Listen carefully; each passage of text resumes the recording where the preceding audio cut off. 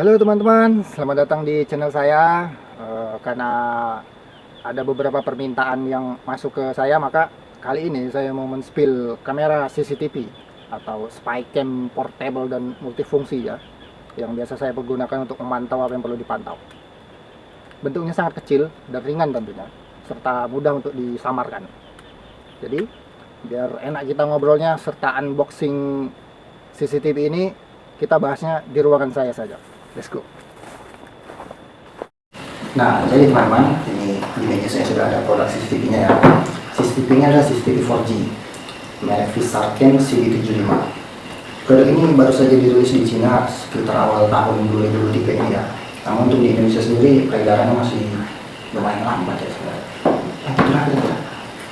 Nah, untuk Visarcam sendiri itu merupakan salah satu perusahaan IoT terkemuka ya di Cina, dan mereka juga udah punya ekosistem sendiri. Jadi untuk masalah cloud storage maupun aplikasi itu memang sudah milik mereka sendiri, jadi bukan dari pihak ketiga ya. Untuk koneksinya sendiri, CCTV ini tidak menggunakan WiFi ataupun P2P, HP hotspot atau semacamnya, melainkan melalui koneksi seluler 4G pada mode 4G serta rekaman offline pada mode DV. Jadi ada dua mode online via 4G atau offline via mode DV, dan itu bisa diatur ya teman-teman, sesuai selera aja masing-masing, bebas. Nah, untuk fiturnya sendiri, CCTV ini sudah dibekali baterai sebesar 3000 mAh ya teman-teman, dan resolusinya juga ada Full HD 140 dengan sudut 140 derajat, kemudian AI detection, night vision, two-way talk audio, bisa loop recording, kemudian free clock 3 hari cycle, maksudnya 3 hari untuk setiap hari ya, bukan 3 hari di awal. Kemudian bisa diakses lewat PC komputer, juga mendukung power eksternal, baik itu dari power bank maupun panel surya ya. Nah, tentunya dengan tegangan yang sesuai, itu 5 volt.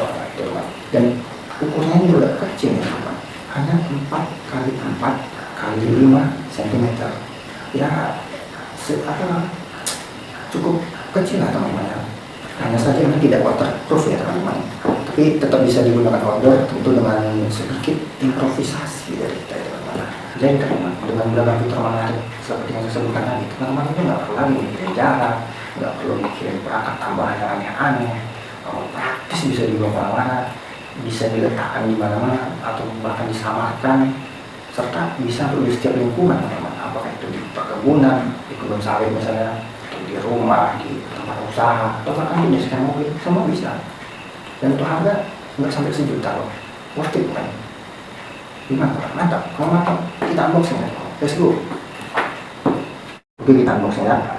Di dalamnya kita menemukan ini user manual, dan ini info sekilas tentang produknya. Kemudian ada bracketnya atau mountingnya.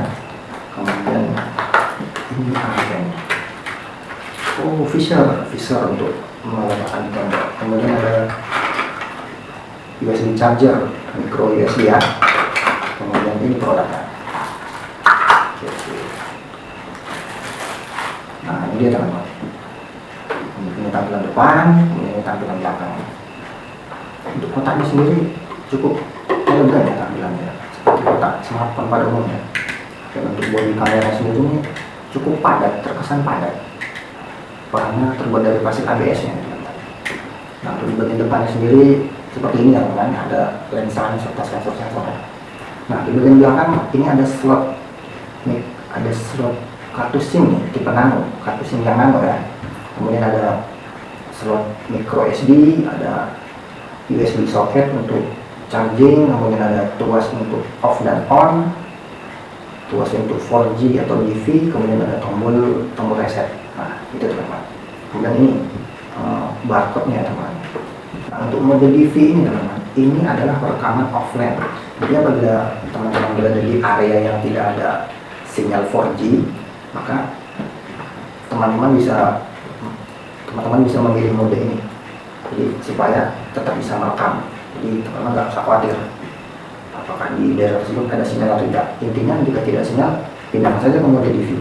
Ya sudah, kita merekam offline. Ya bedanya tidak bisa diakses jarak jauh, cuma tetap bisa merekam. Nah, itu teman-teman. Nah, sebelum kita masuk instalasi, teman-teman harus menyediakan kartu SIM 4G dengan paket datanya teman-teman, serta micro SD maksimal 256 GB, dan harus ori teman-teman. Kenapa saya tekankan ori? Soalnya kalau micro SD ini yang KW-KW itu resiko tidak terekamnya sangat tinggi teman-teman. Jadi itu cukup beresiko lah ya, makanya main aman aja lah ya, beli yang ori lah, yang kelas 10. Nggak harus yang long endurance, yang standar, cuma ori udah tuh jadi. Oke, kita lanjut ke instalasi teman-teman.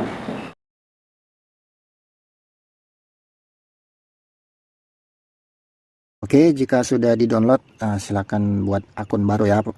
Ini seperti ini dia. Kita klik register now dan pilih negaranya, kemudian email yang akan dibuat ya, serta kode OTP.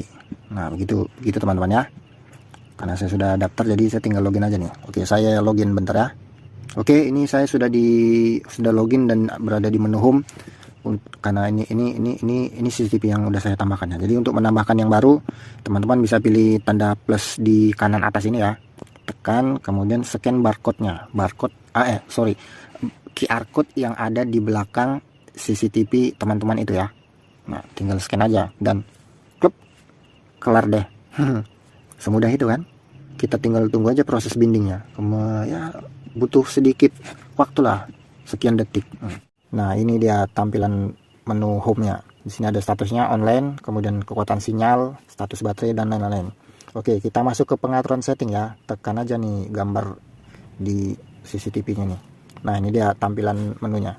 Ini ada beberapa menu shortcut yang mungkin sering kita gunakan ya. Tapi ya untuk lebih lengkapnya kita tekan tombol pengaturan kanan atas ini.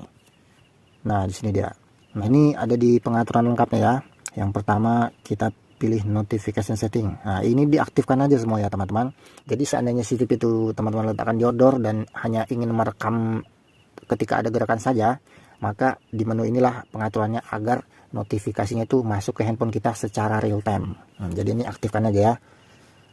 Oke, untuk yang lain di device setting ini, nama device-nya apa kita buat bebas, volume mikrofon bebas. Kemudian kita masuk ke video management. Nah, ini pengaturan night vision-nya apakah otomatis atau tidak. Jadi ya silakan pilih sendiri sesuai kebutuhan ya. Nah, ini mirror horizontally, mirror vertically, ini sudut pandang lensanya ya, dibalik atau tidak, di mirroring atau tidak, bebas. Kemudian time watermark. Nah, ini semua orang juga udah tahu nih. Selanjutnya kita ke power mode. Nah, di power mode ini ada beberapa pilihan, apakah dia merekam ketika ada gerakan saja atau merekam secara terus-menerus. Di power stopping mode, di sini inilah pengaturannya kan. Motion detection-nya kita on kan, frekuensinya bebas, general atau apa. Kemudian panjang videonya 10 detik, bebas diatur. Human shape detection aktifkan saja. Kemudian di perekaman continuous working mode, ini perekaman terus-menerus.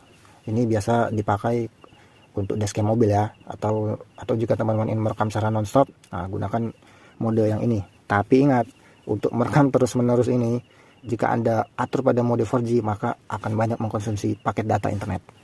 Jadi saran saya, jika mau continuous working mode, pilihlah yang mode DV, jadi tidak makan kuota. Nah gitu ya teman-teman ya, bebas. Kemudian device health ya, ini informasi seputar perangkat CCTV-nya ya. Nah, ini battery powernya ada informasinya 76%. Kemudian firmware atau segala macam nih, nggak ngerti saya. Kemudian monitoring function, nah ini aktifkan aja. Motion detection aktif, cloud recording juga aktif. Nah, untuk siren ini bebas, kebetulan saya jarang pakai, tapi kalau teman-teman mau aktifkan ya silakan aja, buat nakut-nakutin siapa lagi gitu kan, wih gitulah suaranya. Kemudian AI smart device nggak penting. Kemudian TF record setting, nah ini informasi seputar micro SD yang kita pasang ya, volumenya sudah berapa. Kemudian jika ini di format, jika tidak ya tidak usah. Kemudian share ini untuk bagi teman yang ingin menambahkan perangkat yang bisa mengakses CCTV ini, silakan scan QR code-nya agar bisa terhubung ke beberapa perangkat. Nah, kemudian di menu utama ini kita cloud playback. Ini status penyimpanan cloud-nya ya. Seperti yang saya ini ada satu motion detection alarm, karena tadi sore saya pakai ini. Tadi siang saya pakai, ada satu yang masuk nih ke yang tersimpan di cloud saya. Nah, video yang di cloud ini hanya tersimpan 3 hari saja ya teman-teman, tapi setiap hari tersimpan gitu. Jadi seandainya besok saya merekam ya 3 hari kemudian rekaman itu baru dihapus, dan seterusnya, panjang lah ceritanya nanti. Kemudian di TF-card, nah ini rekaman yang tersimpan di micro SD saya seperti ini tadi. Kemudian di tanggal 7, di tanggal 5 ini ada, ini banyak, ini perekaman terus menerus. Tanggal 4 ada, tanggal 3 ada, tanggal 2 ada, ya begitulah seterusnya. Oke, itu saja teman-teman.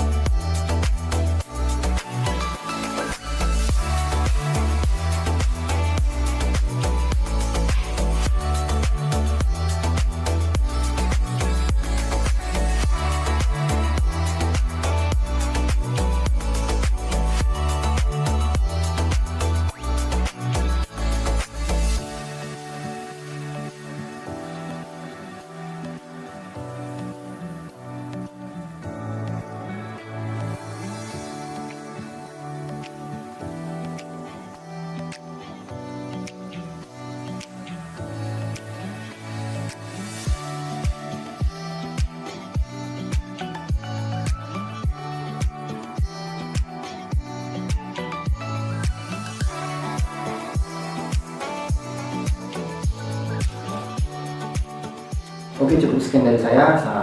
Jika teman-teman ada pertanyaan, silahkan tulis di kolom komentar. Dan jika teman-teman please subscribe ya, please. Oke, sampai jumpa. Ciao.